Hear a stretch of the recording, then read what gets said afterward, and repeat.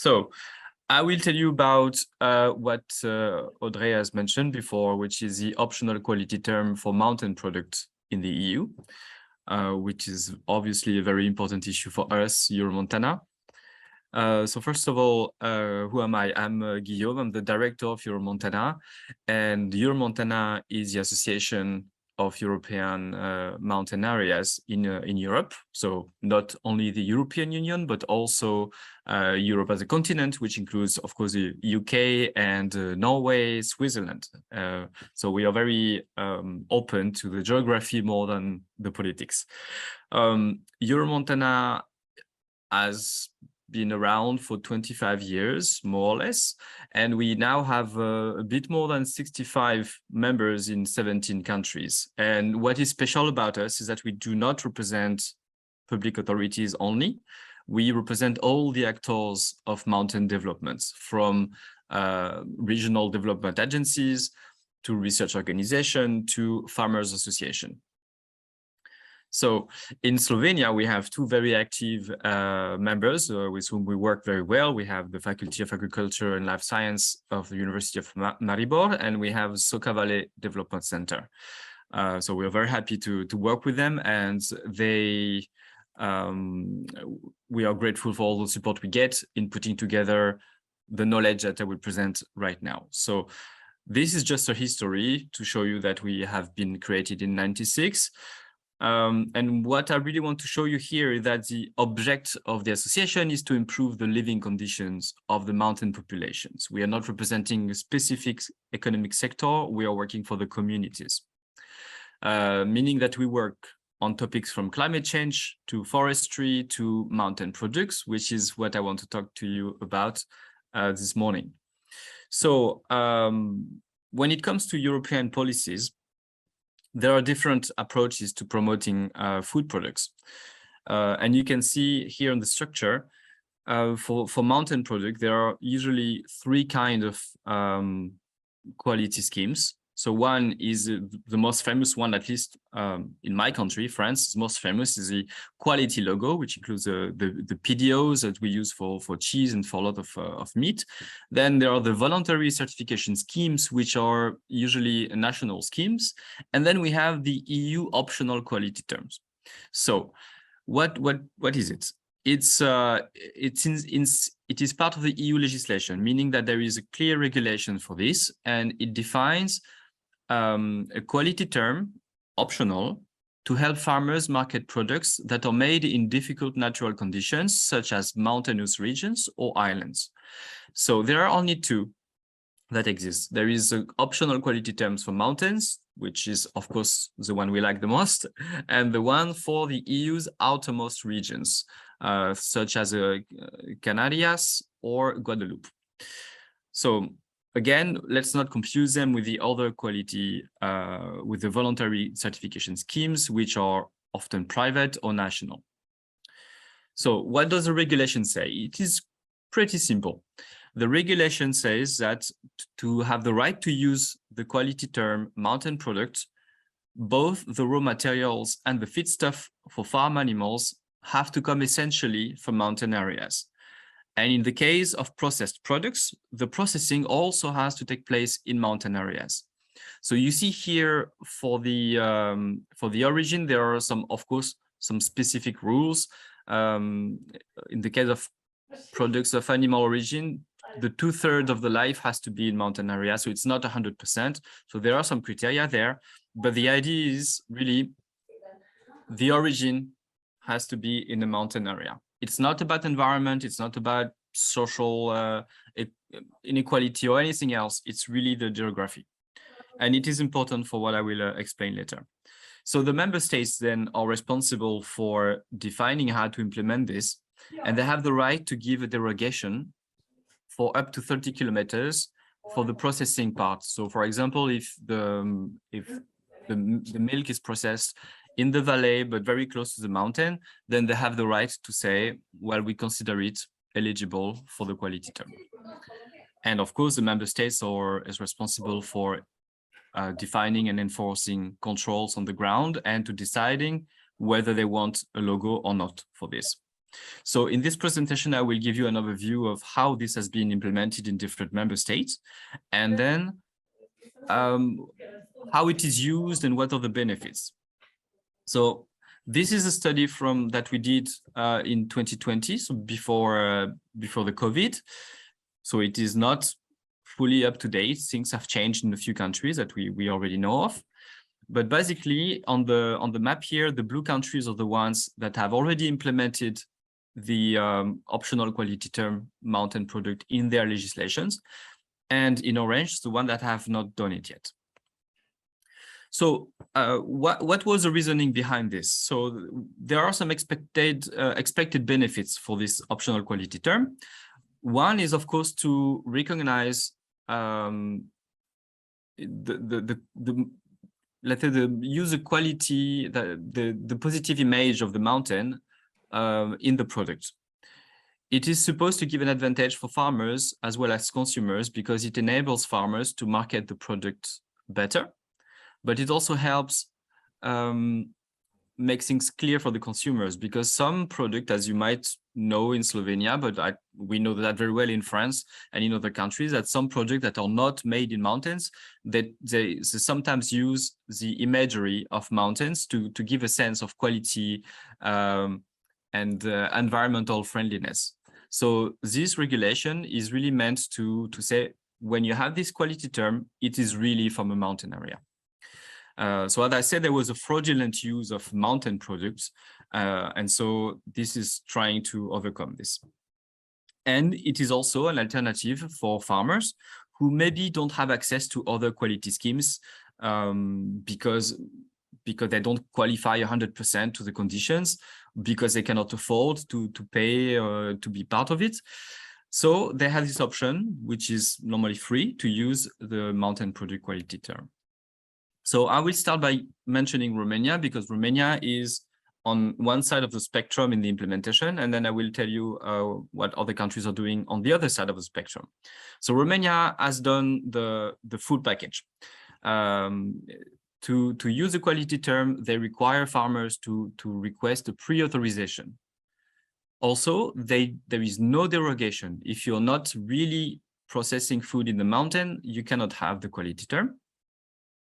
There is a central administration that is dealing with this. So there is a national database. I think it's even public. There are controls. And there was, very important, a very strong dissemination campaign to promote this quality term. And they have a national logo that is well recognized because of this campaigning. So at the time of this study, they had almost 600 products registered as mountain product on their database. But I know that now they have exceeded 3,000. So in 2 years, thanks to the campaign, they have really done well with the uptake. Now in Italy, it's different. In Italy, the farmers only have to notify a regional authority. So different regional authorities are responsible for the implementation. So it makes it a little bit more complex and flexible. There is in Italy this derogation of distance for the processing of milk, but it's not 30 kilometers. They decided to put it at 10. This was to prevent situations where processing done in Milan, which is, as you know, a very big city, is not considered mountain area. They wanted really to avoid this situation because they have very large cities very close to the mountains. They do have a national logo, which you see here, and the uptake is okay. They had 600 products in 2020 registered with this quality term. And how do they use it? In Romania, they tend to use it like quite often 100% with a mountain product logo.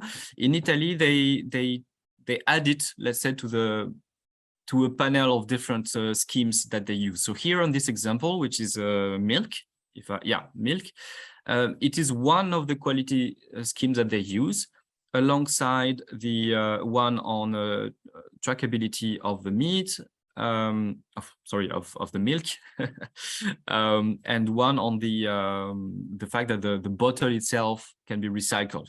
So, you know, it's part of building up the quality image of the product, and it helps sell the product at a higher value than competitors that might not be in the mountains.